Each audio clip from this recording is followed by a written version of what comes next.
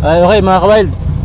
Bali may nakita tayong bata na nagtitinda ng lobster siguro, pero hindi ko masyadong alam. Balikan natin mga ka-wild. Atras. Boy, tingnan natin boy. Sige, sige. Ayan, yan. Yung bata, ayun yung bata oh. Ano na be? Lobster yan. Ay, okay lang na ilagay ko dito sa'yo. So, yan, ilagay ko lang na yan. Ang tawag ito? Pakipak po. Pakipak? Pero po, lobster po yung babae lobster lang. Babae lobster to. Lobster tingin lang. Ano ito yung huli ninyo? Hindi po. Ano to? Kilabo lang po. Ano yung kilabo pa? Sabihin, galing sa ito to. Kano naman kikitain mo?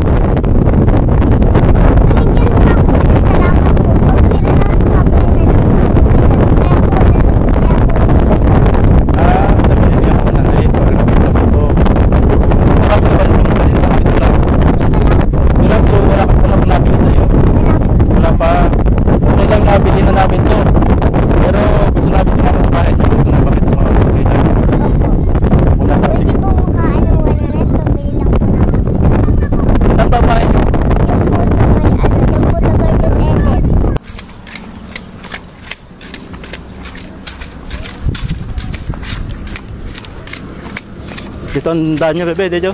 Dito kayo dumadaan. Diyan po. Diyan ka bumibili ng bigas? Opo. Sige, bebe, bili ka ng bigas. Bili ka ng bigas.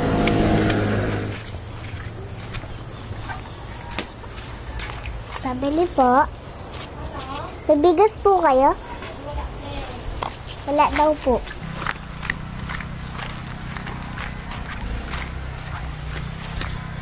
Pabili po. Ano yan? Pabili nga pong bigas. 1 kilo.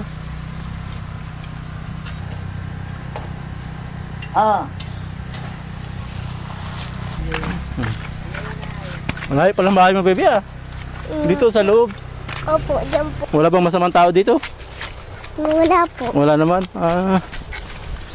Layo ah.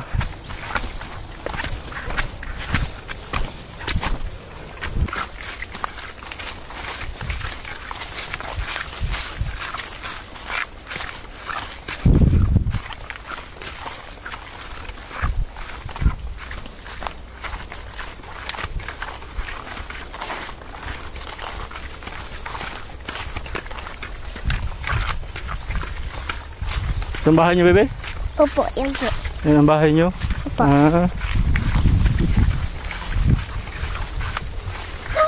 Opo. Yung aso. Di po yun nga. Hindi nangangagat? Nakagatin tayo niyan. Ubugawin lang.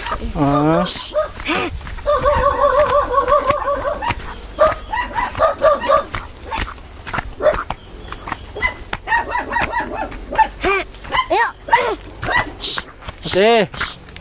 Manong tanghali po. Ayun. Anak niyo po ito si... Kayo po yung nanay. Opo. Ayun, nadaanan po namin sa dyan. Ayan. Bali, nagtitinda po siya nitong ano, tawag dyan nito ay ano, lobster. Mga vlogger po kami. Opo. Ayan. Totoo po bang ano, nakikitinda lang siya? Siya po, nakikitinda lang po. So sabi niya, kailangan niya mabenta para makabili siyang bigas. Opo, wala nga po kaming bigas. Teka ate. Ayun. Ibig sabihin po, so kailangan niya talagang magbenta para makabili siya niyan. Opo. Kasi, iniisip ko kasi parang, karamihan kasi baga pag ganyan trabaho, parang maganda yung buhay. Kasi mamahalin po yan, di ba? Pero ito po talaga bahay niyo. Opo, ito po ang bahay namin. Pang ilan niyo po siyang anak? Pang-5 po. Pang-5, sipag naman po ano, sipag ni Bibi ah. So ayan, nakabili po siya ng bigas at sabi namin, sumama kami dito sa iyo para makilala ka namin.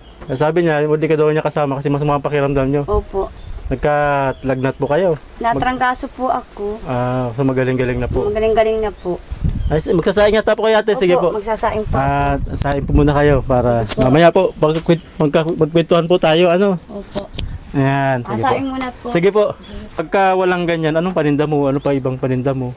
Minsan po talbos, ano po, kanggos. So yung mga nadaanan nating kanggos, nagunguha ka ng paninda ng talbos kanggos? Opo. Ayun. Tapos ano pang tinitinda mo? Lubi-lubi po. Lubi-lubi. Mga gulay yun naman. Opo. Ayun. So yun pala yung... Pag nabinta mo yun, bibili ka na uling bigas. Opo. Paano pag hindi mo nabinta? Di, ipapalit na lang po ng bigas. Pwede ipalit. May pumapayag naman. Opo. Ayun. Ayun. Pero ayun, mga nyog, ano yan? Bibinta po. Binibinta nyo din. Opo. Magkano naman ang binta mo? 10 po isa. 10 isa. So pag nakasampu ka, may 100 ka. Kaya lang, hindi mo naman kayang dalhin ang 10 niyan. Ilan lang kayang mo dalhin? 4. Opo. 4. Ayun, kasi dalawa. So 40. Kalating kilo lang yun, na bigas. Opo. Ayun. So ganun pala yung buhay nyo rito. Ano? Opo. Nabanggit mo kanina, pag hindi nabili, pinapalit mo na lang ang bigas. Opo. Buti pumapayag yung tindahan na palit bigas. Opo. Pag nakikiusap ka na palit na lang ng bigas. Opo, minsan naman po binibili naman po ng iba. Minsan binibili na lang nila. Opo. Ayun. Pero talaga may pagkakataon na walang bumili, ipinapalit mo na lang ng bigas Opo. doon sa tindahan. Opo. Okay. So, ibig sabihin natin, si Mr. nyo, sabi ni Bibi, nasa dagat? Opo, nasa dagat po. So, siya? Anong paraan niya po ng pangingisda sa dagat? Namamana lang po siya. Mamana siya ng mga isda-isda? So, wala pa siya ngayon? Hindi Wala na pa po. Mayroon ba siyang bangka? Wala. Wala po siyang bangka. Paano po siya pumapunta sa dagat? Naglalakad lang po siya, papunta po doon. Lalakad lang si Kuya? Di po ba kayo nagkaroon ng bangka? Wala pa po kaming bangka. Di pa po Ayun. kami nagkakameron. So, ganun lang talaga po yung buhay ni Kuya. Maglalakad siya, maglalaot. Opo. Tapos, kapag kami nahuli siyang isda, minsan yun ang paninda niya. Opo. Ni Bebe. Madalas po ba nakakahuli mga maraming ano? Minsan po, 2 kilo, 1 kilo lang. Ganun Ganun na po. isda. Ayun. So, ganun po talaga yung buhay niya dito, ate. Ito po yung kwento ni Bebe na minsan nagtitinda siya ng gulay. Opo, nagtitinda po siya ng talbos kanggus, kung ano pa po, lubi-lubi. Ayun. Tapos yung nyog. Inuutusan ko po siya at Pag masama pa ka masama po ang pakiramdam ko po. Lagi po minsan ako masakit ang ulo, sinisikmura. Ayun. So, si Bebe ang nag-aaral po ba siya? Po, grade 1 po. Nag-grade 1 ka na, Bebe? Opo. Ayun. Magkano naman po kinikita ni Mr. mo, ate, minsan sa isang... Minsan po ay kakaunti rin po. Minsan ano lang po kami, 300, 400, ganyan. Ganyan po. Ayun. Yun po yung kita ni Kuya. Araw-araw naman po yun. Po. Minsan po hindi po. Minsan 150 lang po isang araw. Ayun. So yun po yung pagkakasya nyo. Ilan po anak yung nag-aaral, ate? Ano po yan? 4 po nag-aaral. Ito po yung bali-bahay niya. Para pong magigiba na. Wala pa nga po pampaayos. Ayan. Kasi magigiba po siya dahil nakalabas yung poste. Opo, tagilid na baga po. Parang isang ihip na lang po ng hangin, Tumba na po. Yun mga kawal. Mali yung bahay nila, ate. Kasi nga si Kuya laging busy sa paghahanap ng isda para may pambili sila. May kuryente po ba kayo dito? Wala po kami. Kasi po napansin ko nandito kayo sa parang tatawid pa ng bundok. Tapos lulusong papunta dito. Minsan pala yung banggulay na kuninto mo kanina, ikaw pa nangunguha. Minsan po, si mama po, minsan din po ako. Minsan din ikaw. Opo. Ayun. Ano pangarap mo sana, Bebe? Teacher po. Teacher, maganda So grade 1 ka na, Opo. Tama, ibig sabihin, naka-step ka na ng 2 step patungo sa teacher. Sipin mo yun, palapit ka ng palapit sa pagiging teacher, Pag grade 2 ka na, di another step na naman. Tuloy-tuloy mo lang yung kasipagan mo, Malay mo, matupad yung pangarap mo. Maging teacher, Ayan. Di, ibig sabihin natin, yung lobster, kung 1,000, yung kanino, yung 900. Doon na po kay Pulangoy po. Siya may-ari ng Opo. lobster. So ibabalik niya doon yung 900. Tapos kayo naman, yung bigas yun sa inyo. Opo. Ayun. Malagi ba nabibili yung mga paninda nyo dyan sa labas? Nabibili po. Ganun pala. Okay naman pala, Pupunta lang dyan sa labas. Kasi mukhang marami naman dumadaan, po. Marami po. Kapag may dumaan, inaalok niyo po yung paninda. Ayun. So, ganito na lang, ate, para makatulong kami sa inyo, Ito, Bebe, sana makatulong to sa inyo. 1,000, 2, 3, 4. Ayan. Maraming salamat po. Thank you po. Maraming salamat po.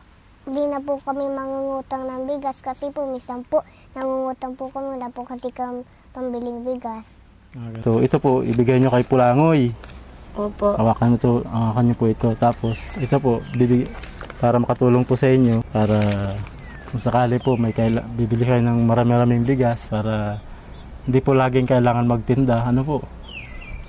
Parang ang nangyari po, araw-araw nyo pang hinahanap yung sinasaing nyo. Opo, araw-araw po. Minsan nga po, nangungutang pa po kami sa kapitbahay para lang po kami magkakain kami ng makakain. Tanghalian, almusalan, ganyan So, po. ganun po talaga yung buhay. Nag-aambon na po. Umuulan. Sige, dito tayo, umuulan. Maraming pong salamat sa inyo pong mga vlogger. Maraming pong salamat po sa inyo sa tumulong po kayo sa amin.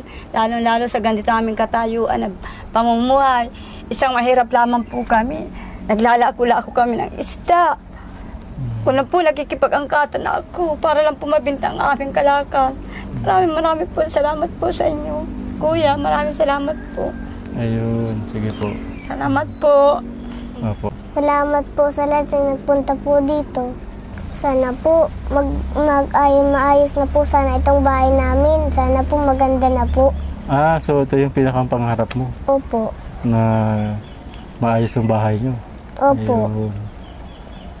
So anong gusto mong sabihin? Malay mo, may tumupad ng pangarap mo. Maraming salamat po sa lahat po nagpunta dito. Sa mga barangay po, sa inyo pong lahat, maraming salamat po. Thank you po. Ayan, ano. So yun mga kabarb, dali. Ayun, nakita mo po namin yung kalagayan ni Baby. Ano po, ang pinakang pangarap niya pala ay yan, yung bahay. Pero nakita ni ate na si kuya pala naglalakad lang para mangisda. Opo, para po makakuha lang po siya ng isda. Para lang may kainin lang po kami pang araw-araw. Makaahon po kami sa kahirap pag-akain po namin. Wala po siyang nahihiram ate kahit disagwan na bangka? Wala po. Walang kakilala mahihiram. Wala po. Talaga pong lakad lang po siya. Malayo po ba yung nilalakad niya? Malayo pa po. Ayun. So kung magkakaroon ng bangka, makakatulong din kay kuya. Opo. Ayun. Ayun mga kawild, ano. Sa ganoong paraan siguro sila pwedeng matulungan. Maraming salamat po doon sa aming sponsor na tumulong po sa kanila. Ayaw po magpakilala. Maraming salamat po sa inyo. Dito ka natutulog sa loob. Opo. Di ka natatakot para magigiba na? Sige. Ito po. Di pa man ito magigiba? Ano po? Di mo alam? Opo. Ayun. Ano ito, lupa? Opo, lupa lang po yan. Lupa yan. Lagyan lang ng ano. Parma. Baby. Sige, yan. So dyan ka natutulog. Opo. Di malamig yan sa likod. May sapin naman po kami balik. May sapi naman na banig. Opo. Yan. Yun. Ang pangit nga po ng bahay namin. Ay, wala naman yung Debbie sa bahay. Sa nakatira yan. Pag maganda naman yung nakatira, edi maganda na rin yung bahay. Ano? Yan. Paano, bebe? Paalam na kami sa iyo. Yun, mga kawad. So, ayan. Pabalik na tayo. Tatawid pa tayo ng bundok. Okay, bebe? Tuloy na po kami. Okay. Kung magbalik po kayo kuya, matulungan niyo po kami. Halika, bebe. Halika. Ano yung sinasabi mo, bebe? Halika. Ano sabi mo? Sana po magbalik pa po kayo para po matulungan niyo po kami. Palungkot ka ba na alis na kami? Bakit pag di na kami bumalik? Ano mangyayari pag di na kami bumalik? Malungkot pa po ako. Bakit? Hindi, kasi po di na po kayo nagbalik. Ayun. Sana bumalik tayo. Sige po. Salamat po.